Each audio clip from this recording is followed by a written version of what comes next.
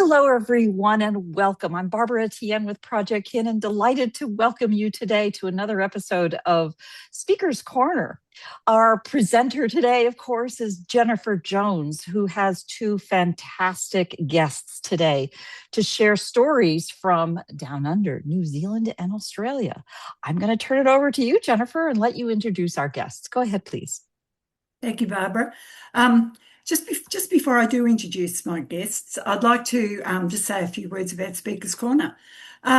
So just for anyone new to Speaker's Corner, it is a Project Kin event, and it's monthly, and it gives the opportunity every month for two guests to come along and tell us a story from their family or history or perhaps a place. And here at Speaker's Corner, we just absolutely love hearing these stories. And I have no doubt today, from the preview we had on Monday during the week, these two stories are going to be just really riveting. So my guests are Jane Chapman from BJNL's Genealogy and her one-place study, Kyburn Diggings. And joining Jane is Lex Knowlton from Next Gen Genealogy and The Next Chapter. So I'll just hand it right over to Jane. Over to you, Jane. We'd love to hear your story. Right, thank you. I'll just check in with Barbara and see if she's got my slide ready. My story is about the tragedy on Mount Nobler in New Zealand in August 1891.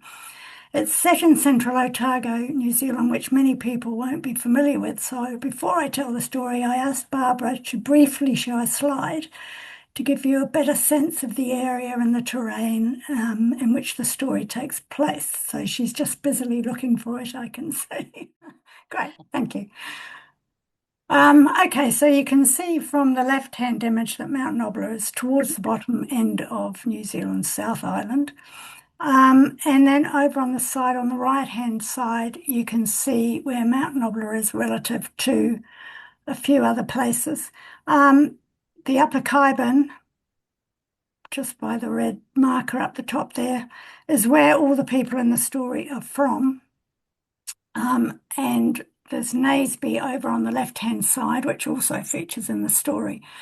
I'm not sure exactly where Macready's station is, but that is roughly where that circle is. And so basically the people in the story are going from where it says Kyburn Diggings or the Upper Kyburn across Macready's station to Mount Nobler, which is where the people in the story die.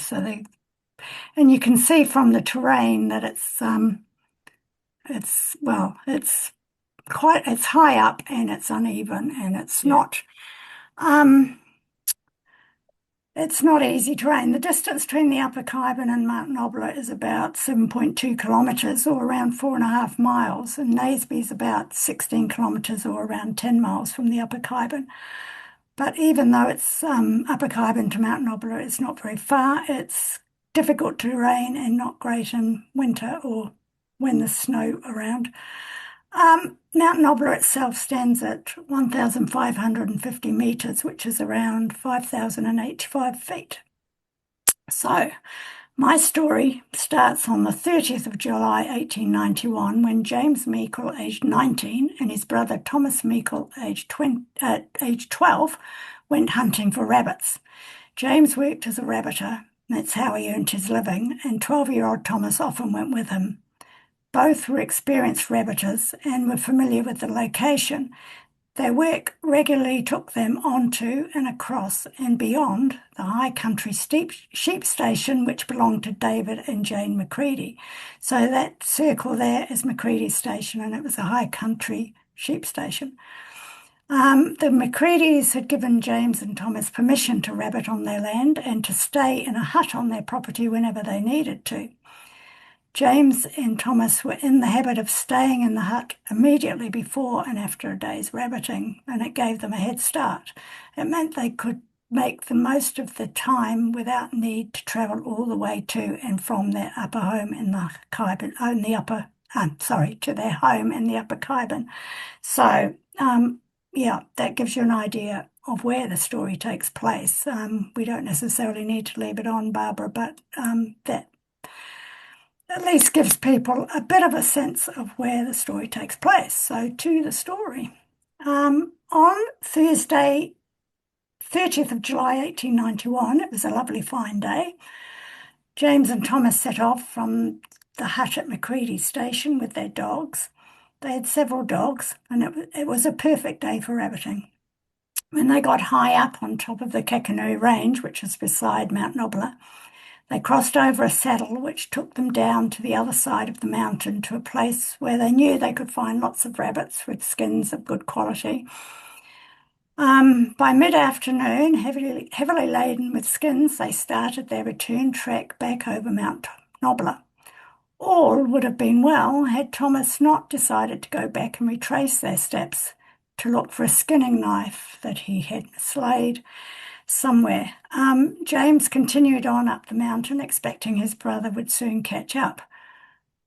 So, contrary to the advice their father had always given them never to separate on the mountain, they did on this occasion. Thomas went back for looked for his knife, and James carried on. Before crossing over to the other side of the mountain, James paused and waited a while. Thomas didn't come. Now, in the mountains, the weather can turn quickly and without much warning, and that's what happened on that day. James could see the weather approaching rapidly. He wondered if Thomas had chosen to return to the hut by a different route, and so he made the decision to continue down the mountain to their hut at Macready Station and see if Thomas was there, but Thomas wasn't there. James became more and more concerned about the worsening weather. It was getting dark as well, and he quickly gathered up a blanket and some bread and went back up to look for Thomas. As he crossed back over the mountain, he struck heavy snow, making travel difficult. So he battled away, looking for Thomas as he went, not knowing quite where on the mountain he would be. Elsewhere on the mountain, Thomas, after battling the weather for a while, had found shelter and lit a fire using tussocks. Now, this particular area, there's no vegetation really, it's mainly tussocks.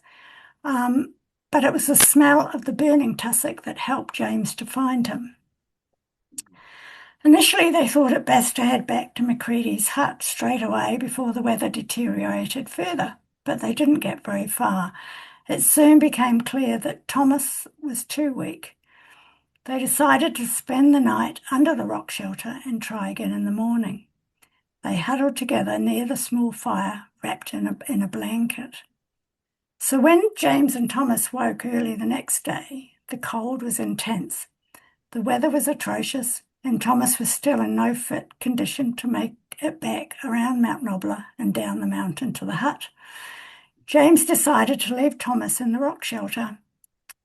He left him with the blankets and some of the dogs for warmth, and he went for help. He gave Thomas instructions to stay put where he was until help came. So by the time James left, it was 5 a.m. the next day, Friday the 31st of July, 1891. He set off from the rock shelter towards Macready Station. Now, the strange thing is, he met David Macready on his way through the station, but for some inexplicable reason, he didn't tell him what had happened. He was intent on getting back to the Upper Khyben to fetch his father, who was also James Meikle. So James Meikle Jr. then set off to find his father, James Meikle Sr., at the Upper Khyben where they lived. To make his trip quicker, he took a horse from the station and rode the remaining distance to the Upper Khyben.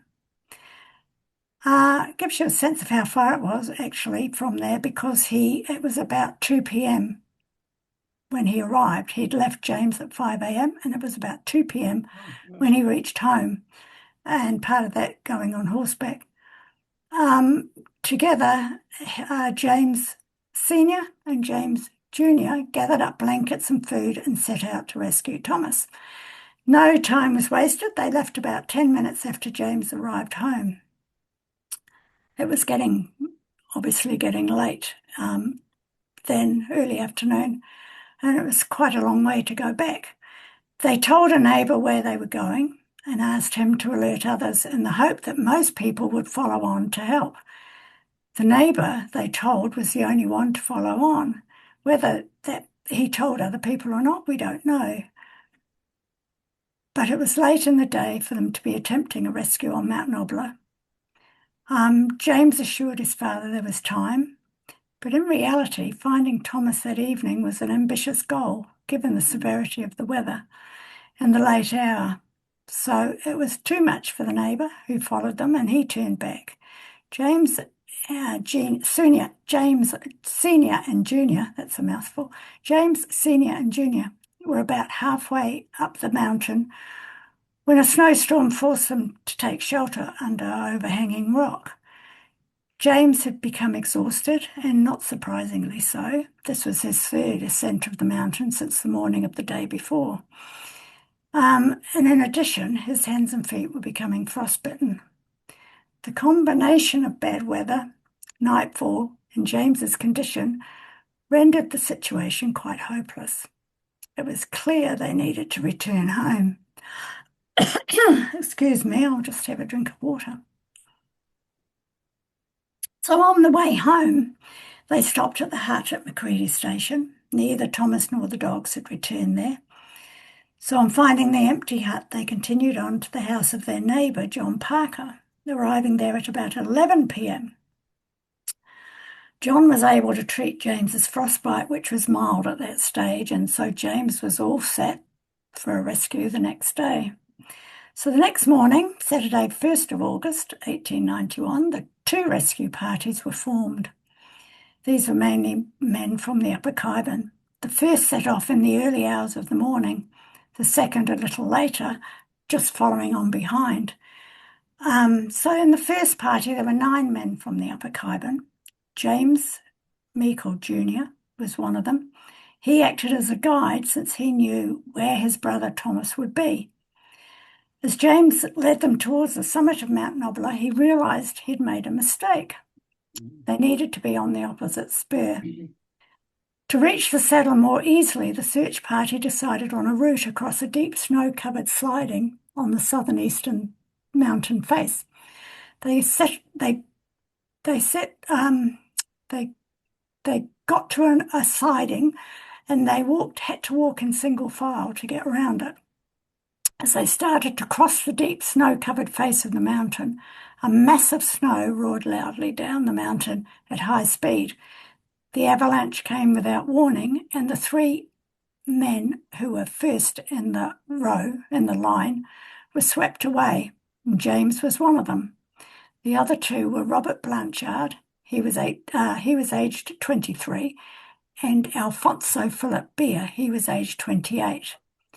The remaining 6 members of the party, including 2 of Robert's brothers, Anthony and Thomas, watched aghast as the 3 were swept down the hill, some 400 or 500 yards over 2 precipices, the last one being 50 feet deep, and finally landing under the snow wedged between the 2 banks of the creek. 2 of the 6, Thomas Blanchard and Charles Christian Archer, I should say, were probably feeling particularly shaken by events, as they were next in the line and had to be hauled back just in time by Henry Smith. All 6 climbed down to where their 3 companions had fallen. There was no sign of Robert, Alfonso and James, other than the hat that James had been wearing, which sat on the top of the deep snow. Robert, Alfonso and James had been completely buried in snow. Considering what they had observed, they concluded all 3 must be dead, and that was about 12 o'clock noon. They had no tools by which to dig them out. Some of the group suggested going on to look for Thomas, but at a little after midday, it was a bit late in the day to begin the climb back up, and without James, they only had an approximate sense of where Thomas's location was. It was decided to head home. On the way down, they met the second rescue party and told them what had happened. as the second team had no means of recovering the bodies either, they returned home as well. Now, one of those, Philip Beer, was Alfonso's father. It was a very close-knit community, as you can probably tell. I'm not sure how many people lived at the Upper Khyben at the time, but it would have been a handful, 20 maybe. John Parker, the neighbour who had the previous evening helped James with his frostbite, was a member of the first rescue team, and he immediately jumped on his horse after they arrived back at the Upper Khyben. He rode the 16 kilometres to Naseby to alert the police to what had happened and to enlist help of the others in recovering bodies. Naseby was the nearest place with the police present. It's the nearest sort of town, really. It was very small, but it had a hospital and police and doctor. The decision was made to retrieve the avalanche victims and then find Thomas later. Given the time that had elapsed since James and Thomas were up on the mountain and the weakened state in which James had left Thomas, I think the expectation by then was that finding Thomas was going to be a recovery operation and not a rescue. So early the next morning, Sunday the 2nd of 1891, around 100 men assembled, fully equipped with shovels, ropes, and anything else that may be needed to recover James, Alfonso, and Robert's bodies from the mountain. So when the team got to the avalanche site, they spread themselves out across the stream bed and started to dig. All 3 bodies were buried in the snow at a depth of about 4 to 6 feet. They were recovered within the space of about 20 feet of one another. And by the time all 3 bodies were recovered, it was too late in the day to safely go in search of Thomas. So the bodies were conveyed down the mountain by a police constable, Johnston, to the Danzies Pass Hotel in the Upper Khyben. It was quite common for bodies and accidents to be taken to a hotel or to be taken to somebody's house. And that's where the inquest was later convened. So early on Monday, the 3rd of August, that's the next day, a search party of 19 men went on to search for Thomas. They took a different route to the earlier search, going over the other side of the Kakanui Range, a little bit east of Mount Nobler. And about a mile and a half on the other side of the range, the sound of dogs barking led them to some of James and Thomas's dogs. And on going further down the creek, they found Thomas's body and the remainder of the dogs. One of the dogs was lying across Thomas as though protecting him. There was a lot of snow on the mountains, but none where Thomas's body was found. He was to some extent sheltered by a rock. Thomas's body was taken down the mountain and conveyed by Police Constable Johnston as well to the Danzies Pass Hotel. So between 30th of July 1891 to 1 August 1891, 4 people died on Mount Nobler, all from the Upper Khyben, which is a very, very small settlement with not many people at all. 3 bodies were recovered on the 2nd of August. The 4th was recovered on the 3rd of August. And all 4 bodies were taken to the Danzies Pass Hotel in the Upper Khyben. And it's there at the hotel, within view of the bodies, that inquests were held on the 4th of August 1891. The inquest into the death of Thomas, the verdict, which I will read: the deceased Thomas Meikle met his death by exposure in a severe snowstorm on the Kakanui Range. The second inquest was into the deaths of Alfonso, Robert, and James, and the verdict was Alfonso, Philip Beer, Robert Blanchard, and James Meikle met their death on the 1st day of August 1891 on the Kakanui Range by an avalanche of snow, while in search of Thomas Meikle, who was lost in the said range. So the next day, Wednesday the 5th of August 1891, a funeral was held for all 4. They were carried in a funeral procession from the Danzies Pass Hotel to the Khyben Diggings Cemetery, which is sort of in the middle Khyben, a bit further down the valley, where both Anglican and Presbyterian ministers officiated. The gravity of this tragedy really reverberated throughout the district. It was reported that there were 250 people at the funeral. That would have been probably most of the population of the area, probably everyone from the Khyben diggings, plus a significant contingent from Naseby as well. Money was raised in the community to erect a large memorial at the grave, and it is quite sizable, so I would think that their collection of money was very successful. Most recently, in 2024, as a result of fundraising efforts, the Khyben Diggings Cemetery Trust has restored the memorial, and the restored memorial was unveiled on the 3rd of November 2024, and there are pictures of it in one of my posts. The Tragedy of Mount Nobler series is written actually across 3 posts in my Khyben Diggings One Place Study here on Substack, and the information all comes from my One Place Study publication. And the information for the story predominantly came from the inquest documents, which I got at Archive New Zealand. The inquest documents give all the detail because the people that were there at the time told the story. And in the case of what happened between James and Thomas, he had relayed that to his father, and his father relayed that to the inquest. So, most of what happened is in the inquest documents, and a little bit from newspapers, from Papers Past, which is a really good New Zealand site for historical newspapers.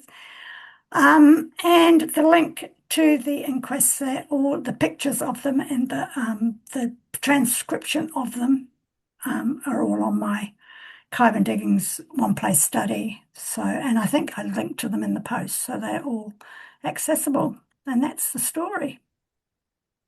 I'll include the post in the recording. Yeah. Oh, thank you, Jane. That was just, it's so sad, isn't it? It is. Given that, it was such a small population, and to lose 4 young people. Oh, yeah. 12, 19, 23, and 28 years old. Yeah.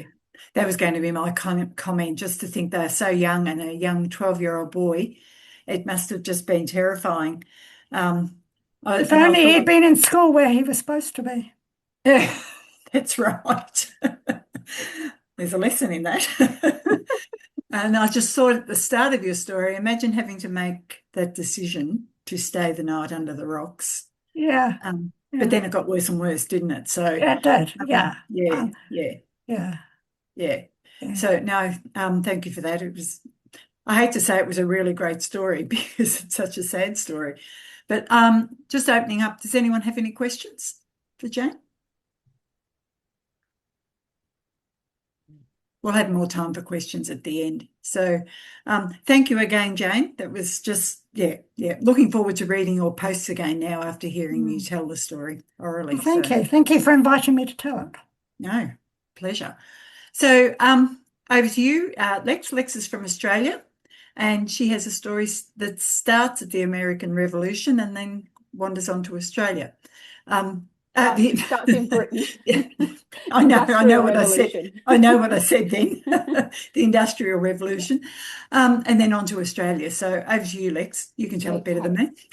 So today I am talking about Isaac Manns, and he was a convict who was transported from Andover to the New South Wales colony. And I'm just going to dive right into the story. Yeah. So first, I'm just going to touch a little bit on his birth and the background and where he lived, just to kind of give you a lead up. So he was born on the 2nd of March, 1809 in Andover, and he was baptised 10 days later at St. Mary's Anglican Church, and his parents were William Manns and Susanna Mitchener, and he was one of at least 8 children, and he was the second youngest child. His father was an agricultural labourer, which is probably important to his story because he would have grown up, with what we talk about. It would have been a background to his childhood. Yeah. And Andover at the time was kind of like, it was a bit of a modest market town. It had about 3,000 people living there. It was a stop on a major coaching route between London and Bristol, Exeter, and other port towns. So there was a lot of inns and there was a lot of trade. They had wool and grain mill, and farmers would kind of come from local parishes to trade there.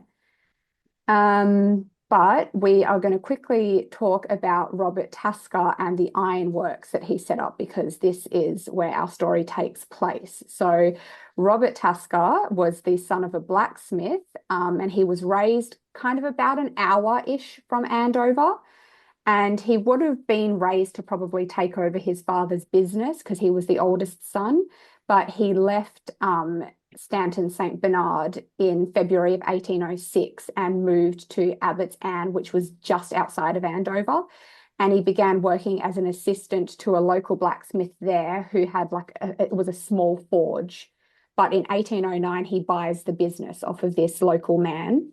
But he struggled to be successful in this because he was a very, very, very religious man, but he was nonconformist. So he wasn't a member of the Church of England. And this made him very unpopular with the local landed gentry, who were all members of the Church of England, because they kind of saw him as a bit of a threat to their authority, because he was like preaching and telling people to come to his house and listen and be in prayer meetings and all this. So he really struggled to get business, but he had a very keen eye and he was very business savvy. And he began to notice that products like plowshares that were made in a foundry lasted longer than those made by ordinary blacksmiths. And so he began making these, machines, and pretty soon he ended up needing to purchase a bigger piece of land, and he founded the Waterloo Iron Works, which was just outside of Andover. The ironworks, however, were founded at a very precarious time in history. So the peasantry, the kind of peasant class, were finding it increasingly difficult, and the rich were absolutely petrified of a revolution taking place like what had taken place in France just a few decades earlier. There was a population boom, but lots of people were also moving from the countryside into more densely populated towns. And the old way of farming, which had relied heavily on manual labor, was rapidly changing. Smaller farms and fields were being consolidated, into larger ones. And then they were being fenced in, which was known as enclosure. And they used to kind of have these open shared fields that were unenclosed, and it was like a common right, and they would be able to graze animals and get resources. But then as these fields were being consolidated and enclosed, they no longer had access to these fields. So basically the peasantry went from being able to survive on subsistence farming to being desperately poor in quite a short amount of time, a few decades time. So the farmers were getting rich, but in a tale as old as time, they were not increasing the wages for their workers. When the Napoleonic War ends, the grain prices, which had gone through the roof, were dropping, but the farmers, to protect their bottom line, began cutting the wages and relying more and more on machines to do the work instead of the men. So this is basically brewing the recipe for social unrest and disaster, because now lots and lots of people are facing starving to death because there wasn't a lot of help. If you didn't have money to buy food, too bad, basically.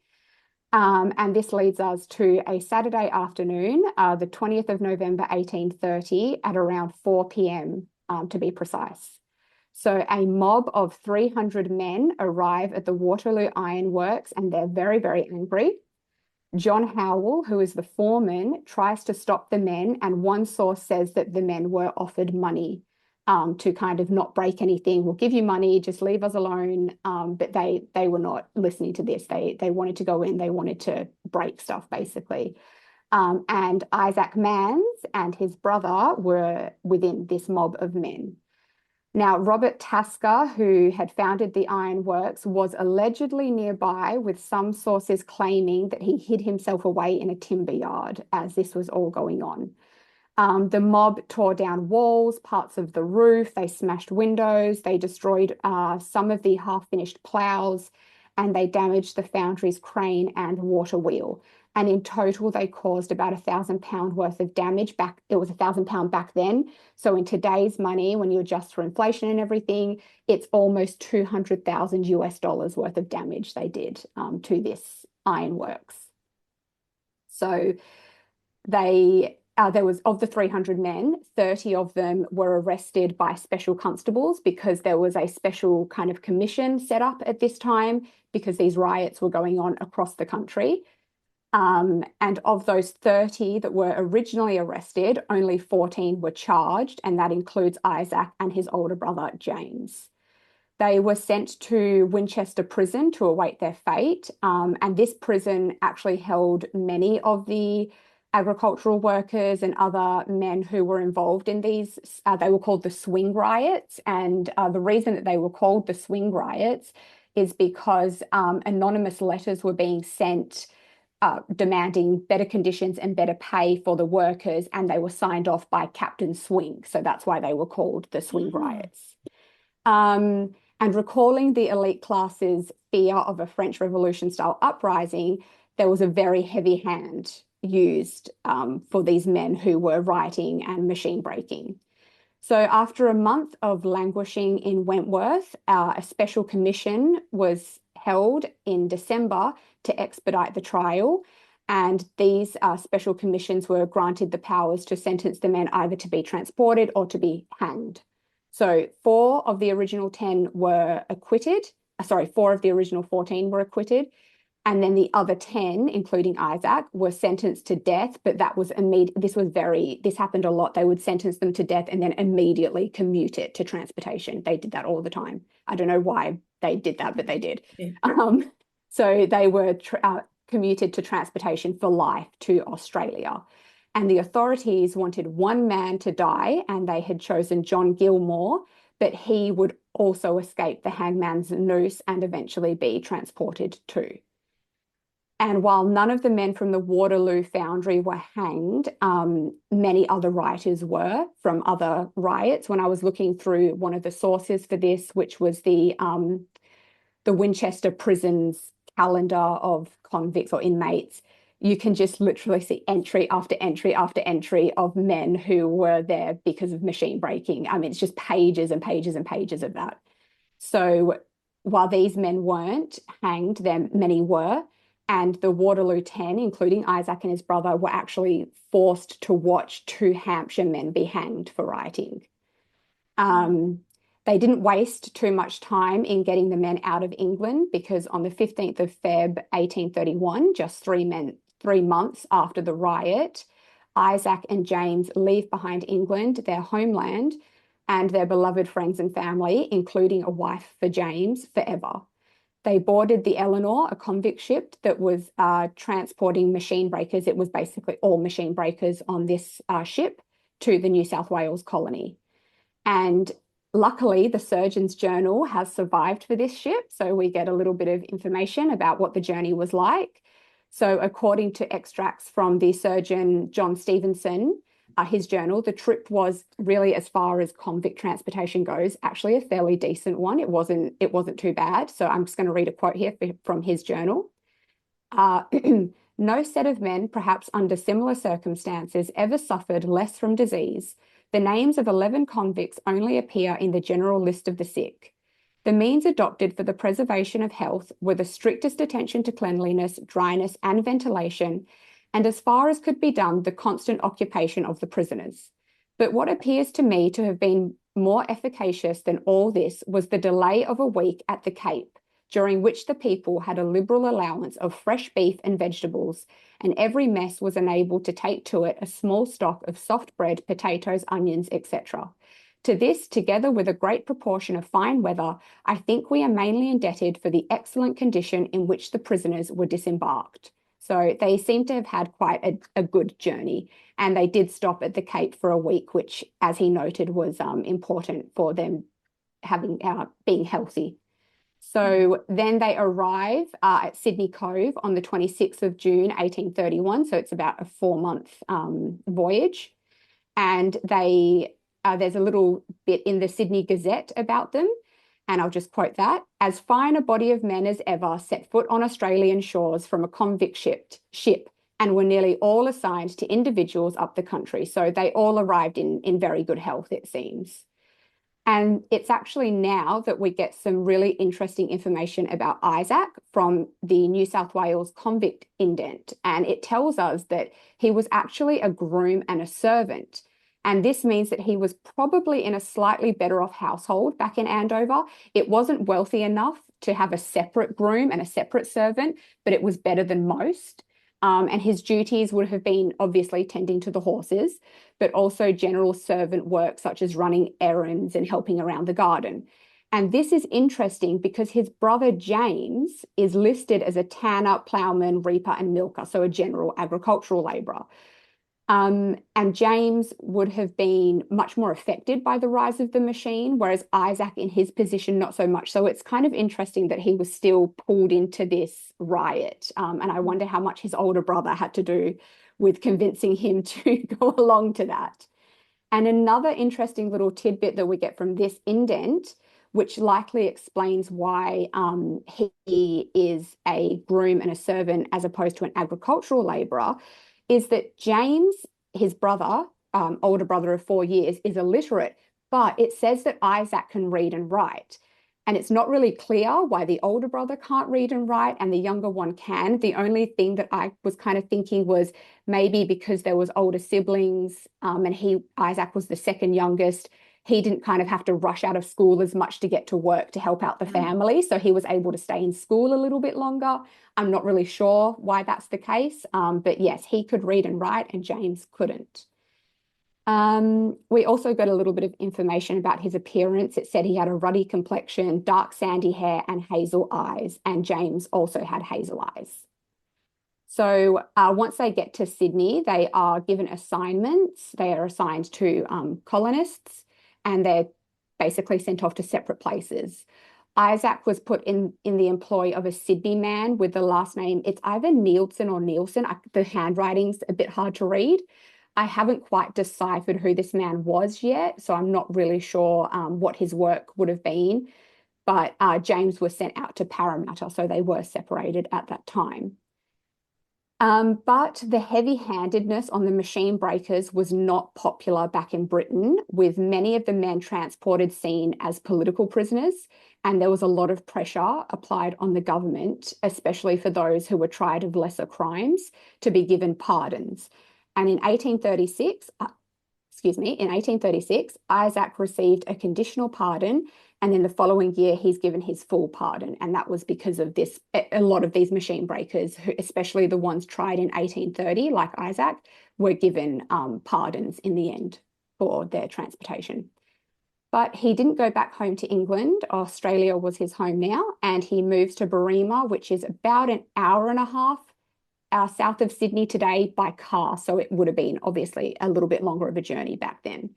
One source said it was for a government job, but I haven't found, this was in a newspaper written about 20 years ago. So I haven't found any evidence for this, but that was stated in this newspaper article about Isaac. My guess is that he probably went there for land, I would say. So on the 7th of March, 1843, so this is sometime almost a decade after his pardon, he marries Eliza Henley in Berrima, and she was a free settler, so she wasn't a convict herself. She had come out as a free settler from England, and the couple would go on to have 15 children. Wow. And one of their sons, Isaac Jr., would actually go on to become quite a well-known headmaster in the pioneer schools. Isaac appears to have been involved in agriculture in the local area. He's listed in newspapers applying for timber licenses and registering his horse and cattle brands. But by 1887, there was trouble in paradise because an advertisement appears in the local newspaper from Isaac, who is now over 70 years old, saying, "The undersigned hereby cautions the public against giving his wife, Eliza Mans, any credit on his account after this date, she having left her home without any cause whatever, December the 7th, 1857. But there is always two sides to every story, and in April the following year, the couple are before the local magistrate. And it says here, Eliza Mans, who has alleged that she was compelled to leave her home owing to the ill treatment of her husband, Isaac Mans, sued him for desertion. The old couple who live at Monteagle are each over 70 years age. Mr. Garraway appeared on behalf of the complainant. The police magistrate appealed to Mr. Garraway to effect some settlement between the old people, which he succeeded in doing, the old man consenting to pay 5 shillings per week toward the support of his wife. The payments are to be made monthly. After the couple's separation, Isaac seems to have moved in with his son, Isaac Jr., who was working as a headmaster at the school in Lavington in Albury. And then Isaac dies on the 7th of Feb, 1896 in Albury at the age of 86 years old. And that is his story. So if there's any questions or anything, Yes. feel free to ask. Are there any questions? Oh, Well, Lex. Yeah. You go, Barbara. I do have to wonder, do you have any direct family connection to these families? Me? Yeah. So this man is my stepdad's like great-great-grandfather. Yes. Okay. I mean, it felt personal. That's fabulous. Yes. So he's a quite interesting, and I did send a photo. There's a photo of him with his wife and 3 of their daughters. I sent it to Jennifer Yes. in, I think it's like 1856 or something like that. Yes, we'll pop that in the notes for everyone. And I'm going to write up an article with all the sources and everything for people to look at a later date. But yeah, he's quite an interesting character. Yeah. I wondered the same, whether you had a family connection there. Not a question, just a comment, really. I always wonder about the strength and resilience of those who were transported. I mean, it's just amazing what they put up with and what they did and how they went on to have, successful lives after their rocky start. For many of them, it was they actually probably ended up better off than they would have back in England. It would have been a better life for them. They had obviously access to land that they just wouldn't have had and opportunities that they wouldn't have been given, especially a lot of women in the early time of the colony, because there was a ratio of, I think, about 1 woman to 5 men in the early days. So a lot of women who were like of low social class back in England were marrying quite high up, because beggars can't be choosers, where, you don't have a lot of women to choose from. So they had a lot of opportunity that they just would not have had back. They would not have been able to break that social barrier back in Britain. So they did. And I remember when I first started researching, if you had a convict in your family, that was something to be ashamed of, and at the time I was young when I started. So I was starting to think the other way, and the older people were still thinking that way. Yeah. And I just remember not just wondering, why, most of the time it was things out of their hands and just circumstances, wasn't it? But they tried to brush it under the rug for a long time. The kind of convict history was just kind of swept away. They knocked down a lot of the old buildings. It was like the convict stain that they didn't want to acknowledge. It was the convict stain. And now it's convict royalty. We say we have convict royalty. But the other thing about, and you touched on it, having a convict in your family, there are great records available. Yes, there are. Still available, aren't there?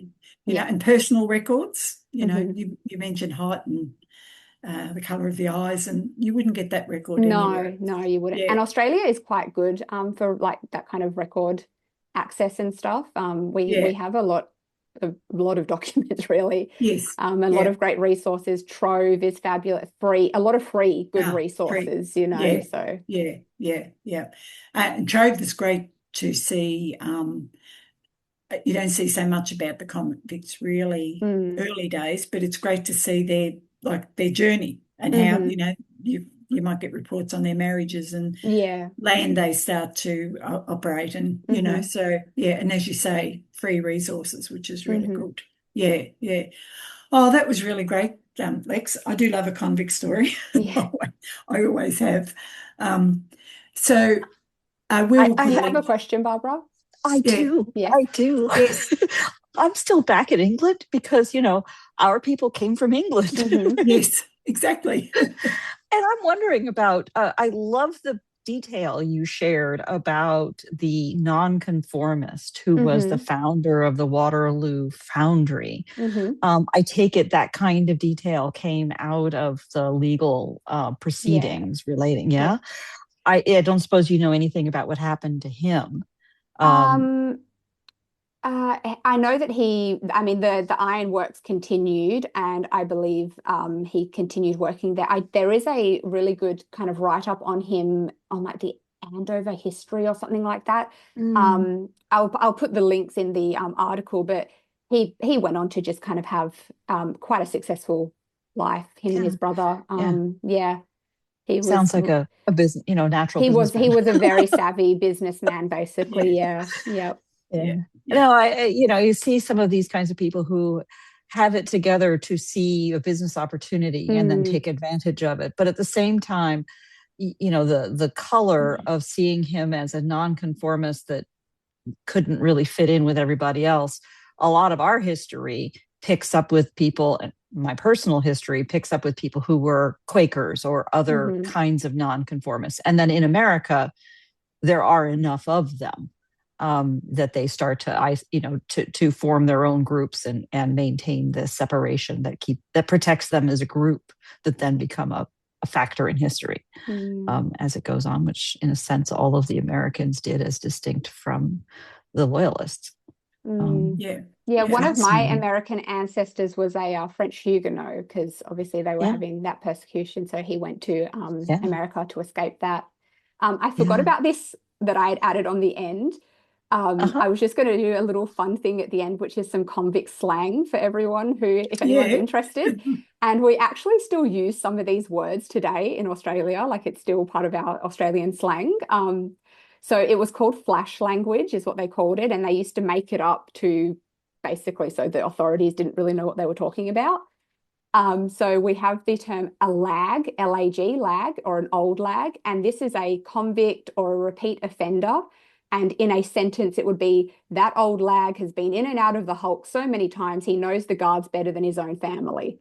Yeah, yeah, And we do still kind of use the old lag. That's still yeah. a phrase that would be used in Australia. Another one is a screw, and this again is still a term that's used in Australia, and it's a term for a prison guard. They're called the screws. So in a sentence, don't let the screw catch you with that extra tobacco, or it's straight to the solitary cells for you. I Yeah. think that's actually an English one too. I mean, I Do think they they use use that in do they use England as screws in well. England? I think Okay, so. they could do. It's possible that it Yeah, came out with yeah, them it from could have England. come out with them. Yeah, Yeah. Yeah. yeah, yeah. Galoot. So this was Oh, originally the term for a soldier or a red coat, but today it just kind of means like someone who's a bit silly or a bit of an idiot.